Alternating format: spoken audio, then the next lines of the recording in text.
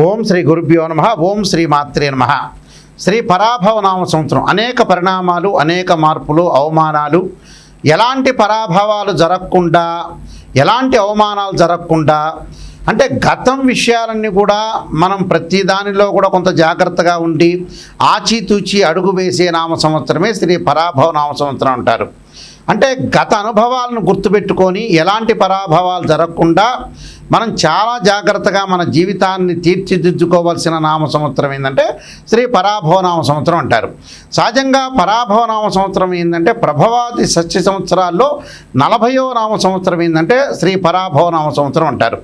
శ్రీ పరాభవ నామ సంవత్సరంలో ద్వాదశ రాశులకు ఏ విధంగా ఉన్నాయో ఒక్కసారి మనం చూద్దాం. ముందుగా ముఖ్యంగా ద్వాదశ రాశుల గురించి ఫలితాలు మనం తెలుసుకునే ముందు ప్రధానంగా ఈ గ్రహగమనగతులు ఏ విధంగా ఉన్నాయో తెలుసుకుందాం. దీనిలో ప్రధానంగా మనకి జూన్ 1వ తారీఖు వరకు కూడా గురువు మిథున రాశిలో సంచారం చేయటం, ఆ తర్వాత 2వ తారీఖు నుండి మరి అక్టోబర్ 31వ తారీఖు వరకు కూడా కర్కాటక రాశిలోను, 31వ తారీఖు నుంచి గురువు అతిచారంలో మరి సింహరాశిలో సంచారం చేయటం, డిసెంబర్ 18 వరకు కూడా, డిసెంబర్ 18 తర్వాత 18 నుండి మరి సింహరాశిలో వక్రస్థితిలోకి గురువు వెళ్ళటం జరుగుతుంది. అలానే శని యొక్క బలాన్ని మనం చూసుకునేటట్టయితే శని మీనరాశిలో ఉండటం, జూలై 25వ తారీఖున మళ్ళీ వక్రస్థితిలోకి వెళ్ళిపోవటం, రాహుకేతువులు వచ్చేటప్పటికి రాహు కుంభరాశిలో 6వ తారీఖు వరకు ఉండటం, 7వ తారీఖున మకర రాశిలోకి, అలానే ప్రధానంగా కేతు వచ్చేటప్పటికల్లా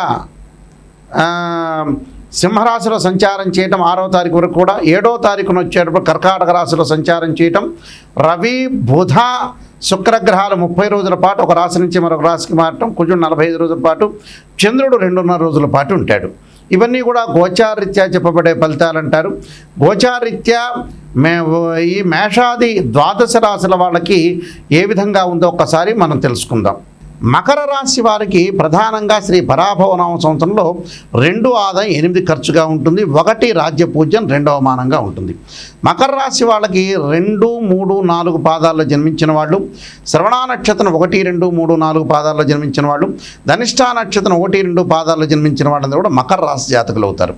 మకర రాశి వారికి ధనలాభము, ధర్మ కార్యక్రమాల్లో పాల్గొంటా, బంధుమిత్రుల యొక్క తో కలవటం ఒకటి, పనుల యందు కొన్ని ఆటంకాలు, కాలయాపన, దైవ కార్యక్రమాల్లో పాల్గొనటం, అలానే వృత్తి వ్యాపారాల్లో కొంత పని భారం పెరిగే అవకాశాలు ఉంటాయి. ఆర్థిక పరంగా లాభాలు, అకాల భోజనము, శ్రమ, భోగము, కార్యసిద్ధి. విద్యార్థులకి సామాన్యమైన ఫలితాలు ఉంటాయి. సంవత్సరంలో వివాహ ప్రయత్నాలు ఫలించే అవకాశాలు ఖచ్చితంగా ఉంటాయి. ఉత్తరాషాఢ నక్షత్రం 2, 3, 4 పాదాల్లో జన్మించిన వాళ్ళకి కోపంతో కొన్ని వివాదాలు జరిగేయటం ఒకటి, తరచూ ప్రయాణాలు, విదేశాలకు వెళ్ళటం అనేది అనుకూలించటం, కుటుంబంలో శుభకార్య సిద్ధి, నూతన కార్యసిద్ధి, అలానే తప్పకుండా వీళ్ళు గణపతి రుద్రహోమం చేసుకోవటం, వృద్ధులకి సేవ, ఆలయంలో నైవేద్యము, ద్రవ్యము సమర్పణ, అంటే ఆలయంలో ఏదైతే మనం పూజ చేస్తాం అగరబత్తులు, కర్పూరం ఇలాంటివన్నీ కూడా సమర్పించడం, పూలు పండ్లు అక్కడ ఉండే అర్చకులకు ఇవ్వటం చాలా మంచిది. గణపతి పంచరత్న స్తోత్ర పాలనం చేయాలి. అలానే శ్రవణ నక్షత్రంలో జన్మించిన వాళ్ళకి గృహంలో మార్పులు, కుటుంబంలో వ్యక్తుల యొక్క సహకారము, బంధుమిత్రుల యొక్క కలయిక, నిర్మాణ ప్రయత్నాలు, వస్తువాహనాలు కొనుగోలు చేసే అవకాశాలు ఖచ్చితంగా ఉంటాయి. తప్పకుండా వీళ్ళు అరుణపారణం చేయటం ఒకటి, నవగ్రహ హోమం ఒకటి, ఆలయ సేవ, సూర్య ఉపాసనం, మౌనవ్రతం చేయటం చాలా మంచిది. అలానే శ్రవిష్ఠ నక్షత్రం 1, 2 పాదాల్లో జన్మించిన వాళ్ళు స్థాన మార్పులు, ఆకస్మికంగా ధన నష్టం రాకుండా చూసుకోండి. అలానే అనారోగ్య భయం కలగకుండా చూసుకోండి. వస్తువాహనాలు కొనుగోలు, బంధుమిత్రుల యొక్క కలయిక అనేది విషయంలో కొద్ది జాగ్రత్తగా ఉండండి. వృధా ప్రయాణాలు, అనవసరమైన ప్రయాణాలు చేయొద్దని, అనవసరంగా ముందుకు వెళ్ళొద్దండి. నవగ్రహ హోమం, అలానే నలచరిత్ర పారాయణం చదువుకోవటం, కార్తవీర్యార్జునుల యొక్క స్థుతి, అలానే పానకము, పాలు వితరణ చేయటం వల్ల మనకు మంజూరీ అవకాశాలు ఖచ్చితంగా ఉంటాయి. ఇవన్నీ కూడా గోచారరీత్యా చెప్పబడే ఫలితాలు అంటారు. అంటే this is the transit system అంటారు. ట్రాన్సిట్ సిస్టమ్ వేరు, బర్త్ చార్ట్ అనేది వేరు. What is the difference between transit system and birth chart అంటే, ఒక చెట్టు ఉంటుంది, ఆ చెట్టు కింద కొమ్మలు ఉంటాయి, ఆ కొమ్మల పైన ఆ చెట్టు ఉంటుంది, ఆ చెట్టు కింద వేళ్ళు ఉంటాయి, వేళ్ల పైన కాండం ఉంటుంది, కాండానికి బ్రాంచెస్ ఉంటాయి. ఎప్పుడైతే ఆ కొమ్మలకి ఆకులు ఉంటాయి, ఆకులు సహజంగా ఎప్పుడు వస్తుంది అంటే మనకు సహజంగా రైన్ సీజన్లో వస్తాయి, వింటర్ సీజన్లో అలానే ఉంటాయి, అలానే సమ్మర్ సీజన్లో రాలిపోతుంటాయి. ఆ రాలిపోయే ఆకులే గోచారం అంటారు.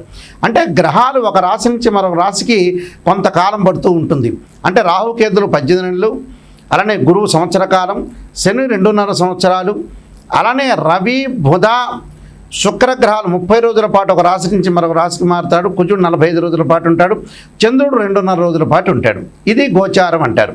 అదే బర్త్ చార్ట్ అంటే ఏమిటి అని అంటే, మనం పుట్టినప్పుడు మన date of birth, time, place of birth తీసుకుని జన్మలగ్నం నుంచి తనుభావము, అలానే ద్వితీయ భావము, తృతీయ సోదర భావము, సుఖభావము, అలానే సంతాన భావము, షష్టమ భావం అంటే రోగము, రుణానికి సంబంధించిన భావం అంటారు, సప్తమ భావం అంటే కళత్ర భావం అంటారు, అష్టమ భావం అనేది ఆయుష్ సంబంధించిన భావాన్ని అంటారు, స్త్రీలకు వచ్చే మాంగళిక భావం అంటారు, అలానే భాగ్య భావం నవమ స్థానానికి సంబంధించిన భాగ్య భావం అంటారు, అలానే దశమానికి సంబంధించిన వృత్తి స్థానానికి సంబంధించిన భావం అంటారు, అలానే లాభభావం, లాభస్థానంలో ఎలాంటి గ్రహాలు ఉన్నాయో మనం చూసుకుంటాం, అలానే వ్యయస్థానానికి సంబంధించిన వ్యయ భావం అంటారు, అంటే ప్రేమ, అలానే ఖర్చులు, ఇలాంటి భావాన్ని ద్వాదశ భావం అంటే వ్యయ భావం అంటారు.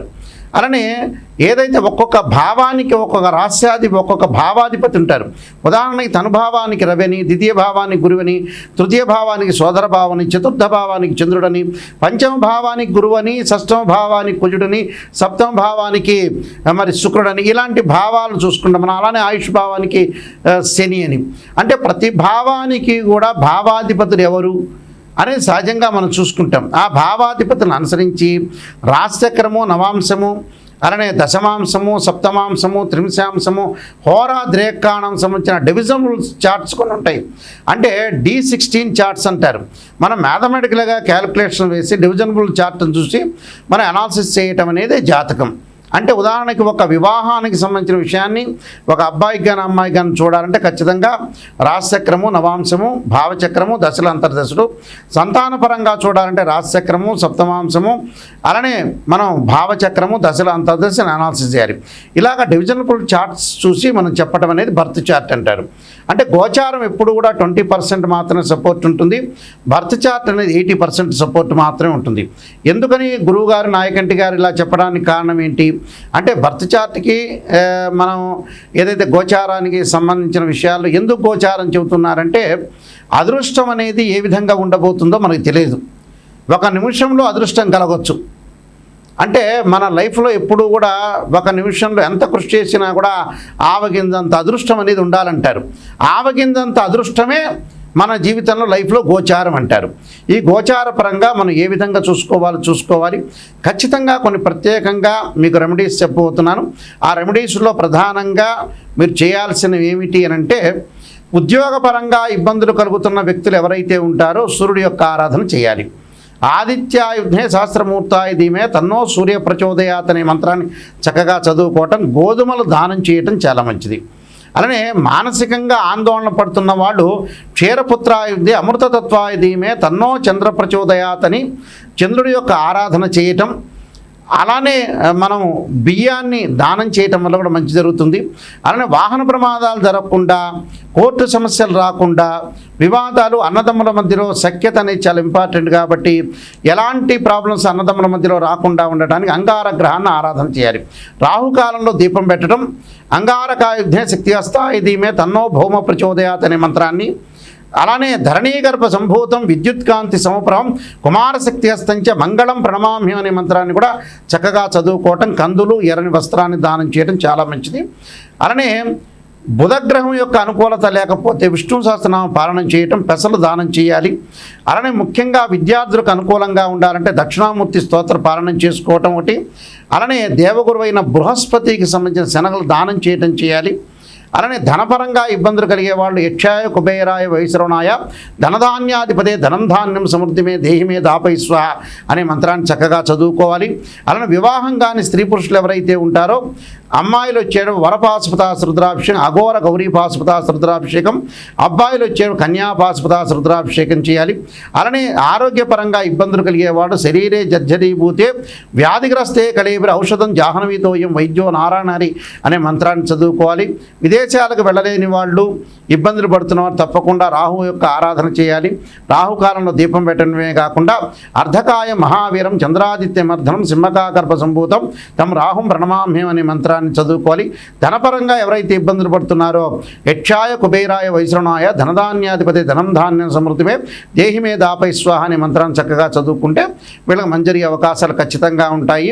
ఇవన్నీ కూడా ప్రతిదీ కూడా మనం రెమెడీ చేసి ఎప్పుడైనా సరే జాతకం చెప్పించుకునే వాళ్ళు ఎవరైనా సరే మా దగ్గరికి వచ్చినప్పుడు నెగిటివ్ పాజిటివ్ రెండూ కూడా ఆలోచన చేయండి.